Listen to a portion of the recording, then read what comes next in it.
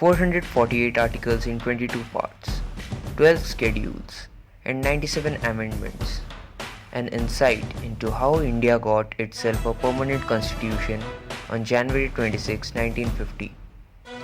India's struggle against the British, marked by the civil disobedience and non-violence movements spearheaded by Mahatma Gandhi, finally ushered in an independent India on August 15, 1947. However, August 15 was not the first choice to mark India's independence. The story behind the date is interesting in many aspects. प्रिय भावराव, कांग्रेस ने Simon commission का बहिष्कार किया है और मोहम्मद अली जिन्ना ने भी. The Indian Statutory Commission, commonly referred to as the Simon Commission, was a group of 7 British members of Parliament under the chairmanship of Sir John Simon. The members of the commission arrived in British India on 3rd February 1928 to study constitutional reform in Britain's most important colony.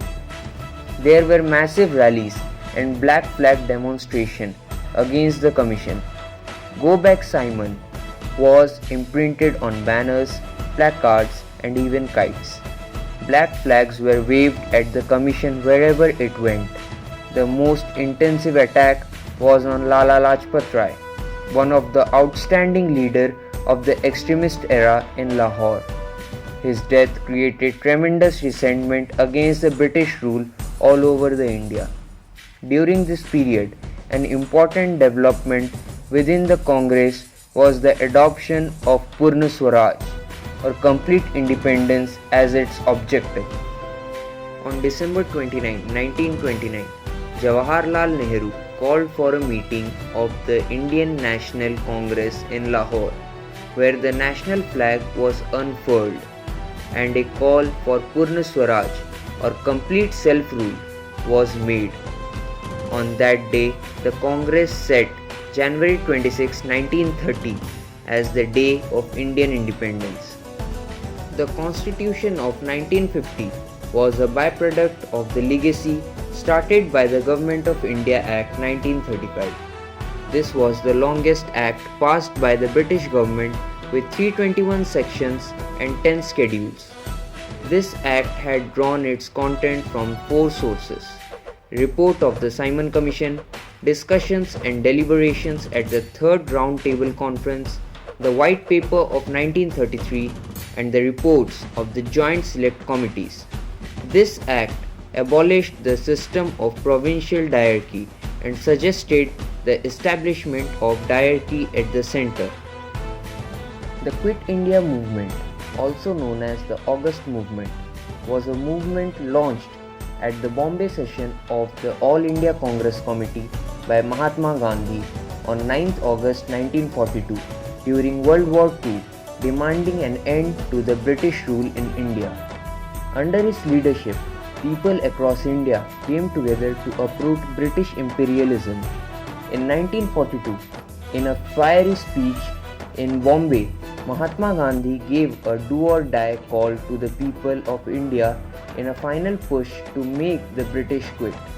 After India gained independence from the Britishers in 1947, there were more than 500 princely states in the country.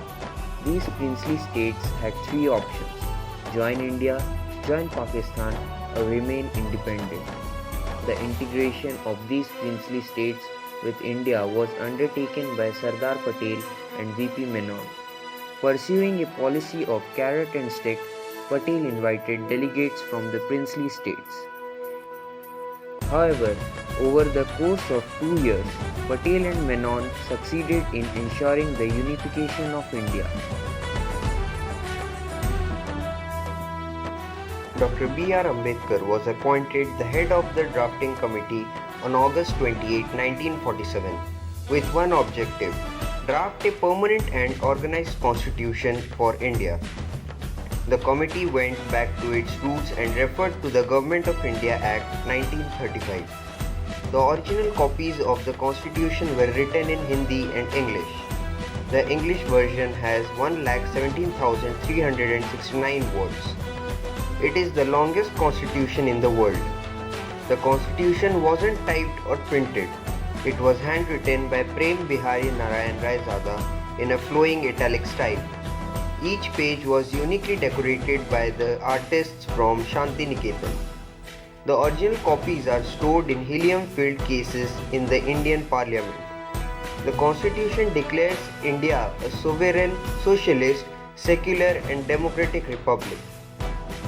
It assures its citizens justice, equality and liberty and endeavors to promote fraternity.